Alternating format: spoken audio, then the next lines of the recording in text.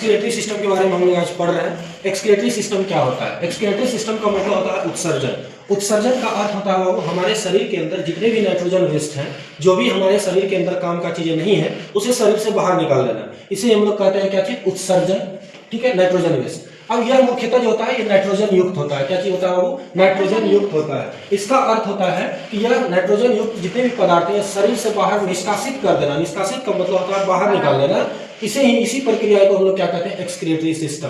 मतलब होता है कि हमारे शरीर के अंदर वैसे नाइट्रोजन वेस्ट जो हमारे काम का नहीं है उसे शरीर से बाहर निकाल देना, ये क्या कहलाता है? एक्सक्रिएशन। अब इसमें अमोनिया होता है, यूरिक एसिड होता है और यूरिया, तीन तरह के होते हैं। इसमें प्रोसेस क्या होता है? ये हमारी बॉडी है, शरीर है, इसमें जो भी हम लोग ग्रहण किए हैं, जो भी मात्रा हम लोग ग्रहण किए हैं, ये संग्रहित हो जाता है आकर के जो यूज होता है, यूज किया जाता है डाइजेशन के बाद। उसके बाद जो चीज यूज का नहीं रहता उसे संग्रहित पदार्थ जमा कर करके उसे क्या किया जाता है? आंशिक रूप से या पूर्ण रूप से शरीर से बाहर कर दिया जाता है। जो आंशिक रूप से होता है उसे हम लोग यूरिया कहते हैं और जो पूर्ण रूप से होता है उसे हम लोग NH3 के नाम से जानते हैं। ठीक है, तो इसे आंशिक और पूर्ण रूप से हम लोग बाहर करते हैं। अब इसके बाद होता है अमोनिया, यूरिया और यूरिक एसिड में अंतर क्या होता है इसके बारे में जानेंगे। ये अंतर क्या होता है समझेंगे।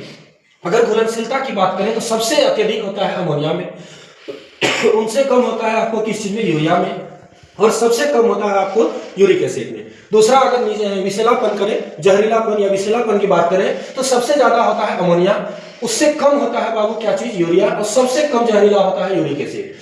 उत्सर्जन जल में इसकी हानि, उत्सर्जन अगर उत्सर्जन करते हैं तो उसमें जल की हानि होती है, तो सबसे ज्यादा हानि होती है आपको अमोनिया में और सबसे कम हानि होती है आपको यूरिक एसिड में। अब ये कहां होते हैं? तो ये जलीय जंतु में होते हैं। ठीक है, जो जल में पाए जाते हैं उसमें जल का हानि भी ज्यादा होता है और सबसे कम जल का हानि होता है किसमें? स्थलीय में। ये स्थलीय होते हैं। अब तरीका क्या है इसका होने का? तो ये NH4 जो अमोनिया होते हैं बाबू, अमोनिया के रूप में ये शरीर के सतह से, स्किन से भी बाहर निकलते हैं या गिल्स से। गिल्स पाया जाता है, जैसे मछलियों का गलफड़ा जिसको कहते हैं उसे हम लोग गिल्स कहते हैं।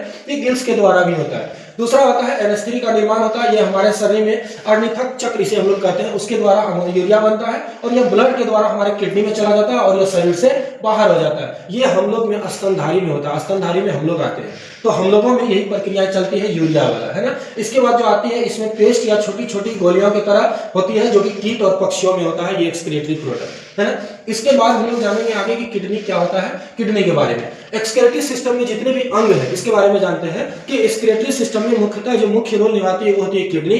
और किडनी के साथ साथ कुछ सहायक अंग होते हैं इसमें, जैसे सपोर्टिंग पार्ट्स होता है, जैसे किडनी हुआ, मूत्रवाहिनी हुआ, मूत्राशय हुआ और मूत्र मार्ग हुआ। इसके द्वारा क्या होता है? एक्सक्रीटरी प्रोडक्ट हमारे शरीर से बाहर जाते हैं।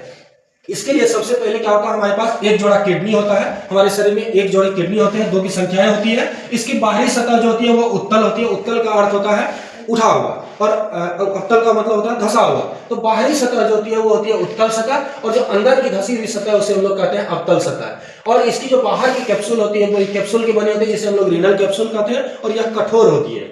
और इसके जो अपनी पार्ट होता है जहां से किडनी के अंदर कोई भी नस या वेन्स जो ब्लड अंदर जाती है, वो जो अपनी पार्ट होता है उसे हम लोग हाइलम के नाम से जानते हैं। और किडनी की जो शेप होती है बाबू वो होती है किस तरह से? बीन शेप होती है। इंपॉर्टेंट है आपकी, बीन शेप होती है ना।